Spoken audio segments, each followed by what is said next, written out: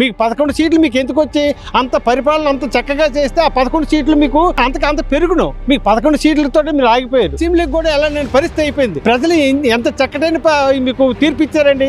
మీరు సిగ్గుపడాలి. ఇంకా సిగ్గుపడేందుకు కాక నేనే ఎయిర్పోర్ట్ తెచ్చాను, ఇక్కడ కంపెనీలన్నీ నేనే తెచ్చాను, నా వల్ల ఏమంట గూగుల్ వచ్చిందని అంటున్నది. సిగ్గు లేదండి మీకు ఎంతవరకు. మీకు సిగ్గు ఉండాలి. ఈ గూగుల్ మీరు తెచ్చారా, గూగుల్ తెచ్చారని మీరు చెప్పుకుంటున్నారు తప్ప ఇదంతా చాలా తప్పుడు ప్రచారం చేస్తారు. ప్రజలకి ఏంటంటే ఇలాంటివన్నీ తప్పుడు మాటలు మానేయండి. ఇప్పటికైనా మంచి మాటలు నేర్చుకోండి. ప్రజలకి చెప్పండి, మంచి మాట చెప్పాను, ఇది నా వల్ల తప్పుంటే క్షమించండి. ఇప్పుడు కూడా క్షమించండి కోరుకోండి. ప్రజలకి పేర్కొంటే మీకు ఏదో 1, 2, 3 సీట్లు కలిసి వస్తే తప్ప ఇంకా 3 సీట్లు కూడా రావు. నేను గ్యారంటీ నేను చెప్తాను.